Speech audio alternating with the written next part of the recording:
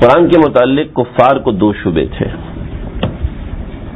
ٹھیک ہے, میں نے پہلے ذکر کیا تھا کہ ہم یہ جو پڑھ رہے ہیں اس کا مقصود, پہلا مقصود یہ ہے کہ ترجمہ سمجھ میں آ جائے کہ ہے کیا, معنی کیا ہے, اور دوسرا مقصود اس کا یہ ہے کہ ہمیں سمجھ میں آئے کہ قرآن آج ہم سے کیا کہہ رہا ہے. یہ آیات اگر آج نازل ہوتی تو ان کا کیا معنی ہوتا. تو یہاں پر اوپر کی آیات میں تو واضح ایک مطلب ہے کہ اللہ رب العزت ہمیں مخاطب فرما رہے ہیں کہ تمام چیزوں میں میرے رزق کو دیکھو, میری انعامات و اکرام کو دیکھیں. اور آج بھی ہم اگر اللہ کے انعام و اکرام کو دیکھنا شروع کریں تو ممکن ہی نہیں ہے کہ ہم گن سکیں. بطور مثال اس نے ہمیں ہاتھ دیے, پاؤں دیے, آنکھیں دی, زبان دی, کان دیے, ناک دیا, معذور پیدا نہیں فرمایا, زندگی میں ایمان دیا, گونگا بہرا نہیں بنایا. 85 نعمتیں اللہ رب العزت کی ہر وقت ہمارے اوپر برس رہی ہوتی ہیں, جیسے ہوا ہے اور جیسے اس طرح کی 85 چیزیں. اب جیسے کورونا وائرس آیا ہوا ہے تو اس طرح کی ہزاروں قسم کے وائرسز ہوا میں موجود ہیں, اللہ نے کسی کو ایکٹیویٹ نہیں کیا. تو یہ بھی تو اللہ کا کام ہے, ان تعدوا نعمت اللہ لا تحصوها. قرآن مجید کے اوپر دو اشکالات تھے. پہلا اشکال یہ ہے کہ یہ قرآن مجید تو جیسے ہماری زبان عربی ایسے محمد صلی اللہ علیہ وسلم کی زبان عربی, تو لہٰذا یہ اس نے اپنی طرف سے گھڑ کے بنایا ہے. یہ پہلا شبہ. دوسرا شبہ ان کا یہ تھا کہ قرآن مجید اگر اللہ کی کتاب ہوتی تو اس میں چیپ قسم کی باتیں نہ ہوتی. اس میں اللہ نے چیپ قسم کی باتیں بھی بتائی ہوئی ہیں, تو یعنی سستی قسم کی باتیں. میں اس کے لیے وہ لفظ استعمال نہیں کرنا چاہتا جو کفار استعمال کرتے تھے, جیسے چھوٹے لوگوں کی باتیں ہوتی ہیں جسے گھٹیا کہتے ہیں, گھٹیا باتیں قرآن مجید میں کی ہیں, نعوذ باللہ من ذالک. تو ایسی باتیں یعنی چھوٹی چھوٹی, اللہ اتنے بڑے ہیں, جب اللہ بڑے ہیں تو ان کو اللہ کو بڑی بڑی باتیں کرنی چاہیے, چھوٹی چھوٹی چیزوں کی مثالیں نہیں دینی چاہیے. تو بدل ان دونوں شعبوں کا جواب آگے ہے. یہ سورہ بقرہ کا تیسرا حصہ ہے, سمجھے جی, تیسرا حصہ نہیں, تیسرا مضمون ہے. اللہ رب العزت نے جواب دیا, وَإِن كُنتُم فِي رَيْبٍ, اگر تم شک میں ہو, مما نزلنا علی عبدنا, اگر تم ذرا بھی شک میں ہو, مما نزلنا علی عبدنا, جو ہم نے اپنے بندے پر نازل کیا. عبدنا نا کا مطلب ہمارے بندے پر جو ہم نے نازل کیا ہے. فَأْتُوا بِسُورَةٍ, تو بس لے کر آؤ, تم بھی لے آؤ ایک صورت, من مثلہ, اسی کی طرح کی. ٹھیک ہے, من مثلہ, اسی کی طرح کی ایک صورت لے آؤ. مثل کہتے ہیں اشتراک شیئن فی نو, کہ نو کے اندر ایک ہی ہو. جس طریقے سے قرآن مجید نازل ہوا ہے اسی طرح کی ایک صورت لے کے آ جاؤ. جس طرز پر قرآن ہے اسی طرز پر قرآن تم ایک صورت لے کر آؤ. میں نہیں چاہتا اس کی تفصیل بتاؤں, لیکن سمجھ لیں. ایک شعر ہے, وہ ایک وزن پر لکھا جاتا ہے. 16 قسم کے اوزان اشعار کے ہوتے ہیں. جیسے بطور مثال آپ نے ایک شعر سنو گا وہ اتنا لمبا ہے, ایک شعر سنو گا چھوٹا سا ہے. عشق کے رنگ میں رنگ جائے جب افکار تو ملتے ہیں غلاموں پہ وہ اثرات, کہ رہتے ہیں وہ توصیف ثنائے شہ ابرار میں ہر لمحہ گوہر بار. یہ ایک مصرع ہے. ورنہ وہ ہی لقبی ہاشمی اور مطلبی, کس طرح, یعنی اتنا لمبا ایک مصرع ہے. ٹھیک ہے, اور ایک مصرع ایک شعر ہے جو بالکل چھوٹا سا. نقش قدم نبی کے ہیں جنت کے راستے, اللہ سے ملاتے ہیں سنت کے راستے. یعنی ایک مصرع, اس کا ایک مصرع اور اس کے 2 شعر. ٹھیک, بعض اشعار ایسے ہیں جو کہ 5 مصرعوں کے ہوتے ہیں. آئی آواز غم انگیز ہے افسانہ تیرا, فکر فردا سے لبریز ہے پیمانہ تیرا, آسماں گیر ہوا نعرہ مستانہ تیرا, کس قدر شور بیاں ہے دل دیوانہ تیرا. اے خدا شکوائے ارباب وفا بھی سن لے, خوگر حمد سے تھوڑا سا گلا بھی سن لے. میں نے شکوہ جواب شکوہ کو ساتھ ملا دیا. یعنی یہ 6 مصروں کا ایک بند بنتا ہے. تو یہ ایک طرز ہے. ٹھیک ہے, ایک طرز. ایسے کلام عرب میں بھی ایک طرز ہوتا ہے. ٹھیک ہے, کلام عرب میں ایک طرز ہوتا ہے, اس طرز کے اوپر بات کہی جاتی ہے. تو قرآن مجید کہتا ہے اسی طرز پر تم بھی کہہ دو. اور چیلنج کر دیا. وہ طرز کے عام طرز ہے بات چیت کا, کوئی خاص طرز نہیں ہے. ٹھیک ہے, یہ تو اشعار کا عرب ہے طرز ہے. تو جیسے ہمارے ہاں اشعار کا طرز ہے, تو کلام عرب میں بات کرنے کا ایک عام طرز, سادہ طرز ہے بات چیت کا. چنانچہ اسی طرز پر تم بھی کہہ دو فأتوا بسورۃ من مثلہ, اگر ایسی بات ہے تو تم بھی کہہ دو.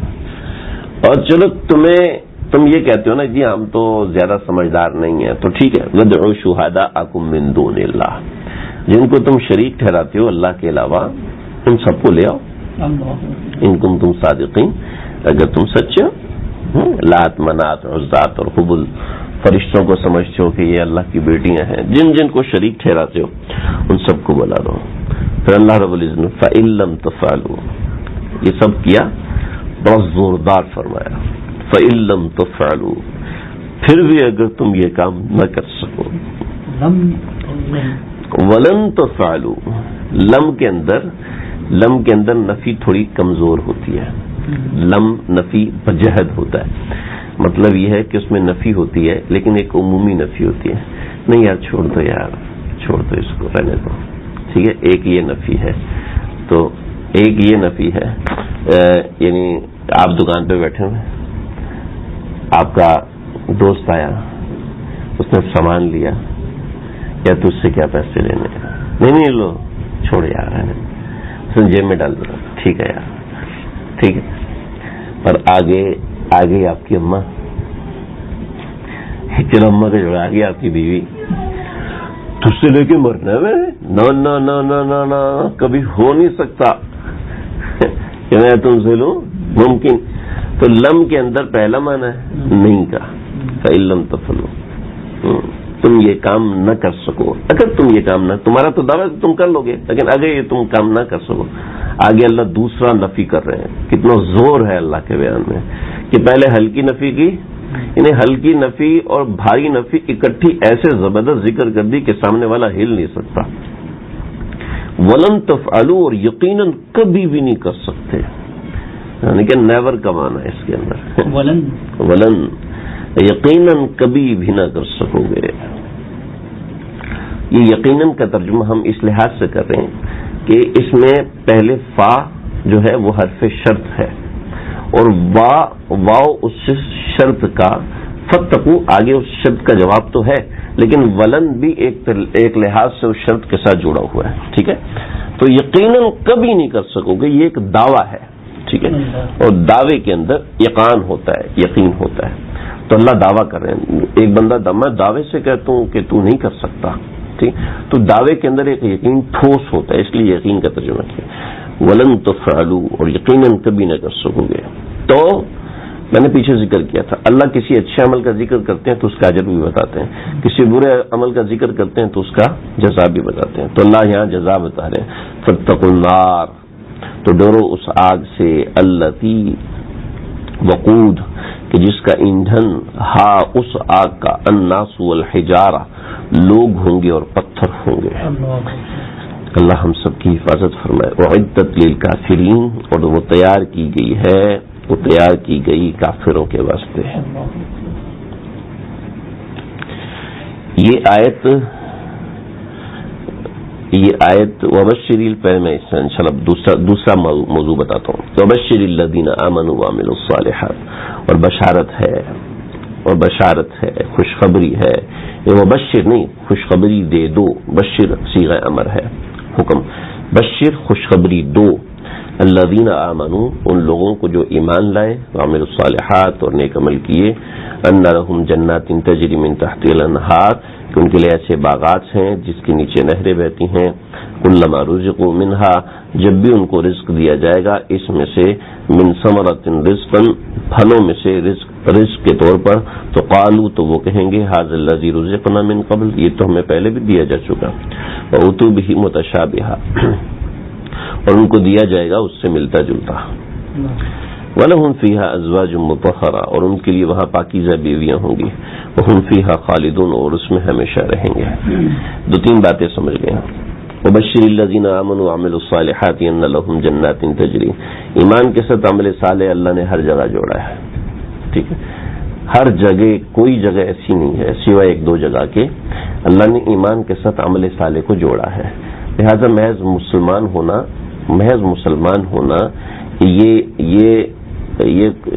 جنت میں جانے والا تو ہے، لیکن ابدی نجات کا باعث ایمان کے ساتھ عمل صالح بھی ہے، اچھے اعمال بھی کیے جائیں. ہاں گناہ ہو جائے تو وہ عمل صالح کے مخالف تو ہے لیکن خلاف نہیں. ٹھیک ہے. ان لہم جنات تجری، اللہ رب العزت نے یہاں جو بات ذکر فرمائی وہ بڑی زبردست اور جاندار ہے، اور وہ یہ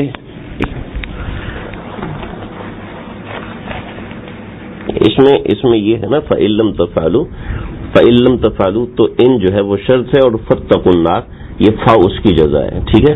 اور فا جو ہے جو ان پر داخل ہے فَإِن لَمْ تَفْعَلُوا تو وَلَن تَفْعَلُوا واو جو ہے وہ فا کے مقابلے میں آ رہا ہے. ٹھیک ہے. یہ واو جو ہے فا کے مقابلے واو فا کے مقابلے میں آ رہا ہے، وہ ایک دعویٰ کرنا ہے. ٹھیک ہے. فَإِن لَمْ تَفْعَلُوا ان کا ایک حال ہے کہ تم اگر یہ نہ کر سکو، وَلَن تَفْعَلُوا یہ جملہ معترضہ اس سے کہتے ہیں. جملہ معترضہ انشاءاللہ کبھی ذکر کریں گے. وَلَن تَفْعَلُوا اس میں دونوں میں کیا فرق ہے؟ انشاءاللہ آئے گا، اس کی فکر نہیں کریں. وَلَن تَفْعَلُوا فَاتَّقُوا النَّارَ تو ڈرو آگ سے الَّتِي وَقُودُهَا النَّاسُ، ہم اس کو ذکر کر چکے تھے. دوسرا میں یہ بتا رہا تھا کہ ان لہم جنات تجری من تحتها الانہار، کہ جنت کا ذکر اللہ نے جب بھی کیا تو اس کے ساتھ اللہ نے نہریں لازمی لگائی ہیں. ٹھیک ہے. اور دنیا کہتی ہے، دنیا آج اس کو مانتی ہے، یعنی عقلی طور پر اس کو مانتی ہے کہ جہاں بھی بیوٹی کا ذکر کیا جاتا ہے، جہاں بھی خوبصورتی آرٹیفیشل بیوٹی بنائی جاتی ہے یا نیچرل بیوٹی بنائی جاتی ہے، وہاں پر لازمی آبشار ہوتی ہے، وہاں لازمی آبشار بنائی جاتی ہے، وہاں فوارے لگائے جاتے ہیں، وہاں آرٹیفیشل بیوٹی پیدا کرنے کے لیے یہ سب کام کیا جاتا ہے، پانی کا استعمال کیا جاتا ہے. فَإِلَّمْ تو ان لہم جنات تجری من تحتها آرٹیفیشل بیوٹی تو آج بن رہی ہے نا، یعنی پانی کے بغیر آرٹیفیشل بیوٹی مکمل نہیں ہے. اور اللہ نے 1400 سال پہلے بتا دیا کہ ہم نے، اور جو قدرتی بیوٹی ہے اس کے اندر آپ کو پانی لازمی ملے گا. مری جائیں گے برف نہ ہو تو کیا ہوگا؟ ٹھیک ہے. ایسے ہی آگے کاغان ناران جائیں تو جھیل سیف الملوک نہ ہو تو جی کلما رزقوا منها من ثمرۃ رزقا، اور اس آیت کے اندر یہ ہے کہ کلما رزقوا منها من ثمرۃ رزقا قالوا هذا الذي رزقنا من قبل. یہ کیفیت ہوگی بڑی مزیدار. وہ مزیدار کیفیت یہ ہوگی کہ اللہ رب العزت پھل دیں گے، اور پھل دیں گے تو کہ جنت کہے گا یہ پھل تو میں نے پہلے کھایا ہوا ہے، لیکن جب وہ کھائے گا تو اس کا ذائقہ اس سے بالکل مختلف ہوگا. بڑے مزے کا واقعہ ہے. ہمارے استاد جی فرماتے ہیں کہ ایک دفعہ یہ غالباً ساؤتھ افریقہ کی کسی ریاست میں گئے تو وہاں پر نا ان کو مالٹے کھلائے، مالٹے پیش کیے، کھانے کے بعد مالٹے آئے تو وہ بڑے سب لوگوں نے دکھائے تو ان کے کہنے مالٹے کھانے لگے. میرا گلا خراب ہو جاتا مالٹے سے تو میں نہیں کھاتا. تو آپ کھا لیں، 4-5 رہ گئے، حضرت چکھ تو لے کر نہیں میں نہیں کھانے. پھر ایک رہ گیا تو انہوں نے کہا چکھ لیں، تو کہنے لگا چھوڑ یار اتنا وہ کہہ رہے تو کھاتا ہوں. کہنے لگا میں نے کھایا، کہتے تھا وہ مالٹے کا چھلکا، لیکن اس کے اندر آم، خربوزہ، تربوز، انگور پتہ نہیں کیا بھرا ہوا تھا. کہنے لگے کہ میں نے کہا یار کوئی ایک ہو رہے گا، کہنے لگے کہ بھائی ایک رگا ہوا ہے. کہنے میں نے وہ کھایا تو میں نے کہا اور ملے گا. کہتے حضرت آپ سے کتنا کہا تھا آپ کھا لیں اس کو، لیکن آپ نہیں مانے. حضرت بہت دور سے آیا تھا، یہ شکل مالٹے کی لیکن ہے کوئی اور چیز. تو لگے کہ اس میں ایک لذت ہے. کھانا آپ کے سامنے رکھا ہے پرانی نہاری کے جیسا، لیکن آپ اس میں سے لقمہ لگائیں اور اس میں ذائقہ اور نکلے تو آپ کو حیرت کی لذت بھی ہوتی ہے اور ذائقے کی لذت بھی ملتی ہے. تو یہ اللہ کے پاس شکلیں کم نہیں پڑتی لیکن اللہ لذت دوبالا کرنے کے لیے یہ بتا رہے ہیں. اور وَلَهُمْ فِيهَا أَزْوَاجٌ مُطَهَّرَةٌ، وہاں پر ان کے لیے پاکیزہ بیویاں ہوں گی. یہاں پر کچھ اس طرح کے لوگ جو قرآن مجید سیکھتے نہیں ہیں، ایسا نہیں ہے. لہم فیہا ازواج، یہاں اصل میں کچھ لوگوں نے ایسی باتیں کی جو بلا دلیل.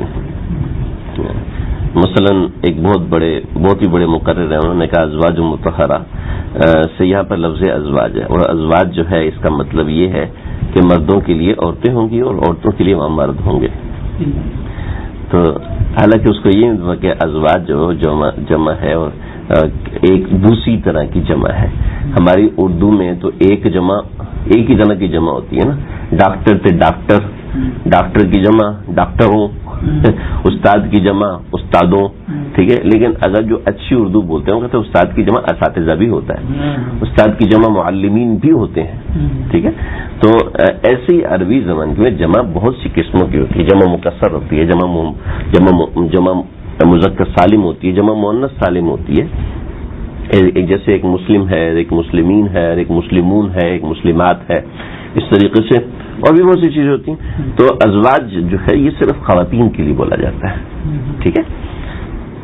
انہوں نے سمجھا کہ زوج جو ہے جیسے مرد کے لیے بولا جاتا تو ازواج تو یہ مرد والے زوج کی جمع نہیں. یہ وجہ یہ ہے کہ آگے اللہ نے لفظ مطہر استعمال نہیں کیا بلکہ مطہرہ استعمال کیا. اور مطہرہ جہاں تا گول تا ہوتی ہے وہ مؤنث کے لیے آتی ہے، ٹھیک ہے نا.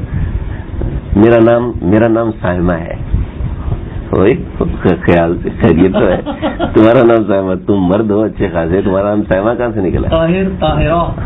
اب سائمہ جو ہے اس کے آخر میں گولتا آتی ہے نا. تو خواتین کے نام پہ آخر میں گولتا آنے کا معنی یہی ہوتا ہے کہ یہ مؤنث کی تا ہوتی ہے. تو ازواج مطہرہ سے خواتین مراد ہیں، ٹھیک ہے. یاد رکھیں کہ عورت جتنی سمجھدار اچھی عورت ہوتی ہے اس کو ایک مرد سے زیادہ دوسرے مرد میں انٹرسٹ نہیں ہوتا جو سمجھدار عورت ہوتی ہے، ٹھیک ہے. جو فطرت عورت فطرت پہ ہوتی ہے، جو مرد فطرت پہ ہوتا ہے بہت دفعہ ایسے ہوتا ہے کہ اس کا مزاج ایک عورت سے زیادہ پہ ہوتا ہے. جیسے نبی کریم صلی اللہ علیہ وسلم آپ کی زیادہ ازواج تھیں، صحابہ کرام کی زیادہ ازواج تھیں.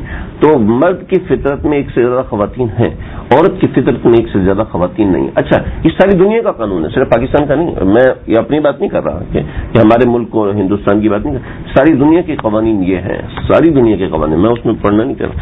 وہم فیہا خالدون، اور وہ اس میں ہمیشہ رہیں گے، یعنی اتنی نعمتوں کے ساتھ وہ ہمیشہ رہیں گے. تو یہ بات ہوگی پہلا شعبے کا جواب. یہاں پہ میں پیچھے ایک بات چھوڑایا وبشر الذین آمنوا کہ ایک بات ہم یہ کی تھی کہ ترجمہ سمجھنا ہے. ترجمہ تو یہاں سمجھ میں آ گیا، ٹھیک ہے. اس کے ساتھ دوسری چیز یہ ہے کہ یہ چیز آج کے زمانے میں ہمارے ساتھ کیسے ہے. وَإِن كُنتُمْ فِي رَيْبٍ مِّمَّا نَزَّلْنَا عَلَىٰ عَبْدِنَا فَأْتُوا بِسُورَةٍ مِّن مِّثْلِهِ وَادْعُوا شُهَدَاءَكُم مِّن دُونِ اللَّهِ. کہ اگر تمہیں شک ہے قرآن کے اوپر تو تم اس جیسی کوئی اور کتاب لے کر آؤ، ٹھیک ہے. تو اگر کسی مسلمان کو، اگر کسی کافر کو دین کے کسی حکم میں شک ہے تو اس کے مقابلے کا حکم لے کر آئے. اس کے مقابلے کا حکم لا نہیں سکتا. قرآن کے مقابلے کا کوئی حکم، پردہ ہے اس کے مقابلے کا کوئی حکم نہیں لا سکتا. شادی ہے اس کے مقابلے کا کوئی حکم نہیں لا سکتا. غریبوں کی مدد کرنا کیا اس کے مقابلے کا حکم لے کر آؤ گے؟ بہت سے احکامات ایسے جس کو کافر بھی مانتے ہیں، ٹھیک ہے، اور چند ایک احکامات جن کو نہیں مانتے، اور بہت سے احکامات ایسے جس کو ہمارے مسلمان بھائی نہیں مانتے. اللہ حفاظت فرمائے. نماز کا حکم ہے پر مسلمان بھائی نہیں مانتے. اس سے بہتر حکم لے کر آؤ لا کے دکھاؤ. خیر یہ موضوع